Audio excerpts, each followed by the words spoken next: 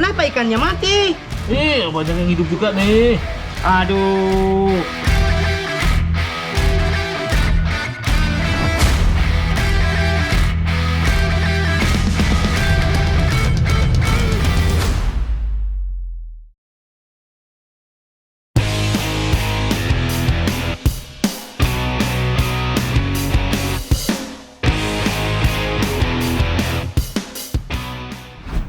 Nenek moyangku seorang pelaut, gemar mengarung luas samudra, menerjang ombak, tiada takut, menempuh badai, sudah biasa.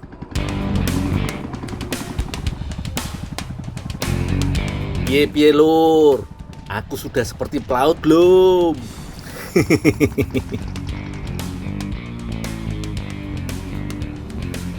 Sebenarnya, aku habis pulang mencari ikan bersama para nelayan dari Kecamatan Balusu, Kabupaten Baru, Sulawesi Selatan, lur.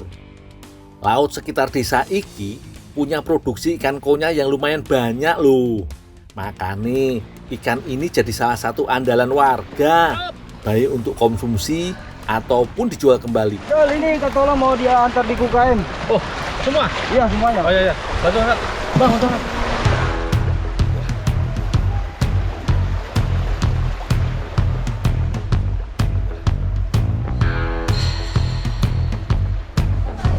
Agak aja amat tuh, Pak. Iya, bantu balik, bantu balik. Oh iya, Pak. Endul, dari mana Endul? Oh, dari cari ikan deh. Boleh nih bikin ikan bakar? Ini kan mau aku start ke UMKM. Boleh lah, 2-3 ekor aja. Aduh, beneran ini mau ke UMKM. Emang mau dimasak apa sih? Mau masak ikan bakar? Kalau cuma ikan bakar aja. Bentar, aku antar deh. Aku start ke UMKM dulu. Siapin dulu aja bumbu-bumbunya. Boleh lah. Dah, tinggal dulu ya. Ya.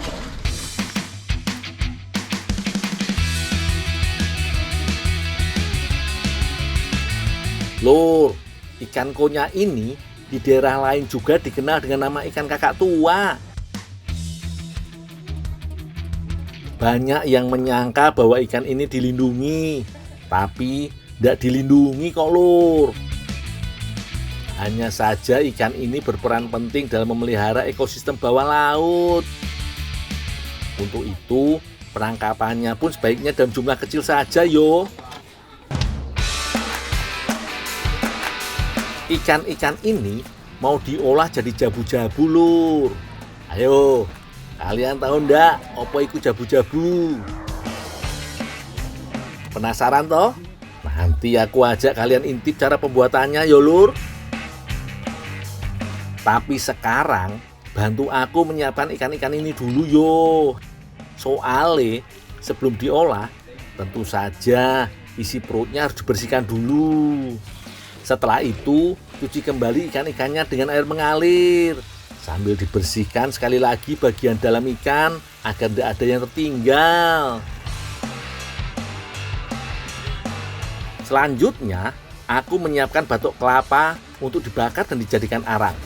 Soalnya setelah dibersihkan ikan-ikan ini harus diasap terlebih dahulu, lur.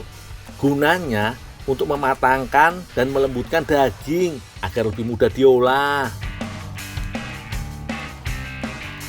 Selain itu, dengan diasapi, ikan dijamin akan harum banget. Jadi, nanti jabu-jabunya akan punya aroma yang khas. Sedap.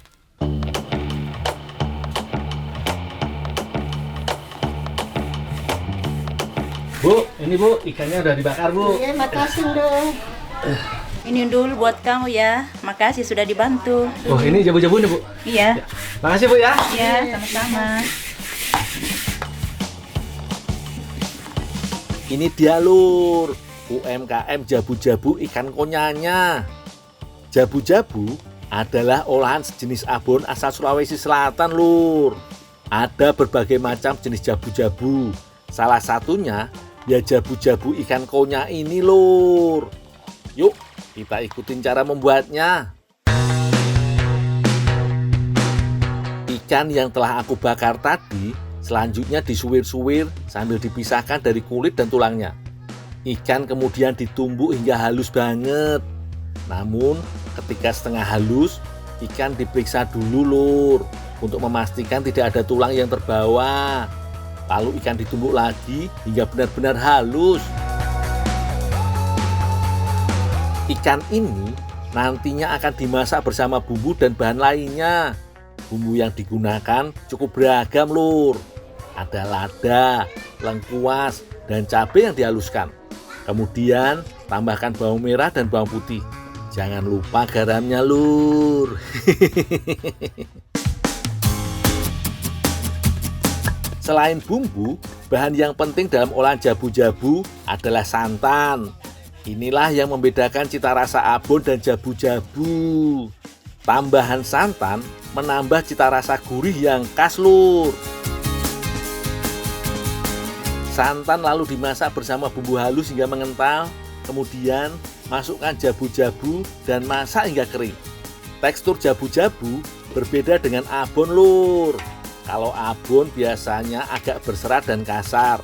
Jabu-jabu biasanya sangat halus. Makanya saat dimasak, ibu-ibu tidak menggunakan centong atau spatula, melainkan batok kelapa seperti ini. Selain untuk mengaduk dan mencampurkan bumbu, batok kelapa juga berfungsi untuk menghaluskan jabu-jabunya lur.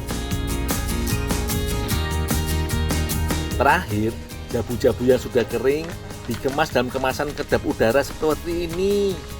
Jabu-jabu biasanya bisa bertahan hingga 6 bulan lur. Tapi kujamin tidak sampai 1 minggu pasti sudah ludes.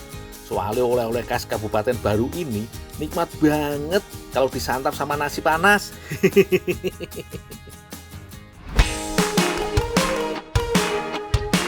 Lur, aku janjian sama Andi Mirna mau masak. Tadi sih janjinya aku mau bawa ikan bakar, tapi kebetulan aku dapat jabu-jabu ikan konya. Kayak enak yo kalau ditambahkan ke olahan kali ini. Oh iyo, yang mau kami masak kali ini namanya mie titi. Wah, buat penggemar masakan ala Sulawesi Selatan pasti ndak asing lagi toh dengan olahan yang satu ini. Untuk kuahnya cukup haluskan bawang putih saja lur. Tapi ada tambahan irisan cabai merah, wortel, dan daun sawi. Nih, aku udah bawa jabu-jabu nih. Ikan bakarnya nggak ada, udah dibuat jabu-jabu. Nih, masaknya bumbunya udah sampai mana? Baru potong dagingnya nih. Oh, yaudah lanjutin. Aku tak buat adonan mie titi dulu. Iya, Ndol. Biar makin sedap dan bergizi, Di Mirna juga menambahkan protein hewani seperti daging ayam, udang, dan baksonya. Walah, makin berisi ki perutku, makan lagi.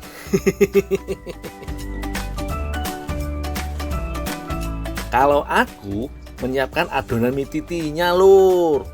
Campurkan tepung terigu, jabu-jabu ikan konya, dan sedikit tepung tapioka. Jika sudah rata, tambahkan telur. Selanjutnya, tambahkan sedikit air dan uleni adonan hingga kalis. Dul, ini bahan-bahannya udah selesai nih. Ada yang bisa aku bantu lagi? Udah cukup. Itu aja, kuahnya dimasakin sama semuanya dicampur ya. Iya. Setelah adonan kalis, aku tambahkan pewarna agar adonan makin apik. Kalau masakannya cantik kan, makin menambah selera makan toh lur.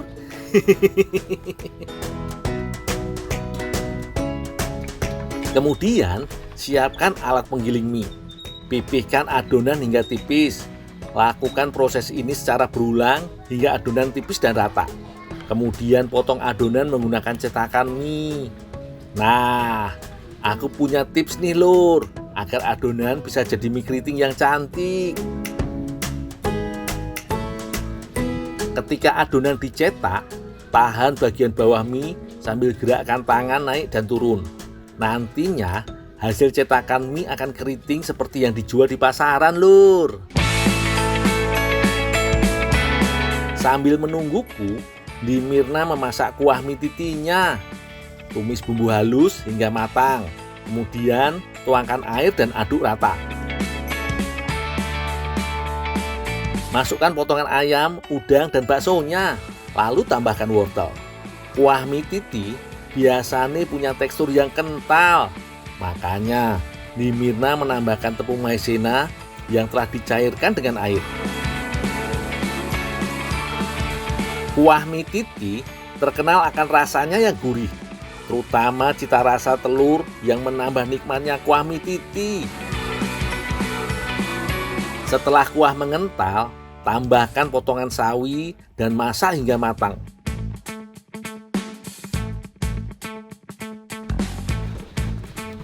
Nih, kuahnya udah matang belum? Udah nih, tinggal tambah bumbu aja. Oh udah, tinggal aja biar aku yang lanjutin. Oh iya Ndol, makasih Ndol.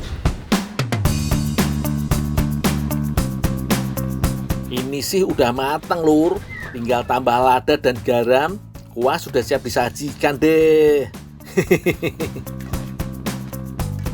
Tambahkan juga perasan jeruk nipis yo.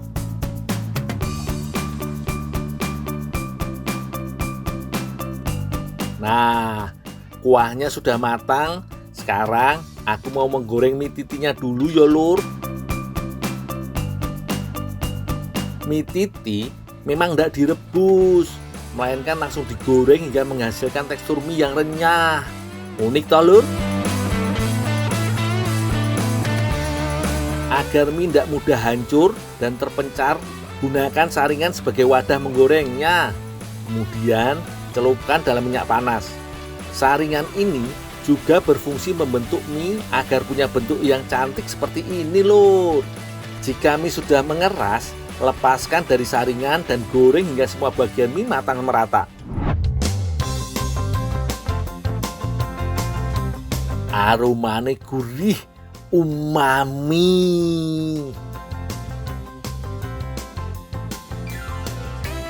Yuk, nih udah lapar toh. Langsung aja kita cobain. Lur, mie titi buatanku dan Di Mirna ini dijamin tidak ada lawan. Rasanya gurih banget.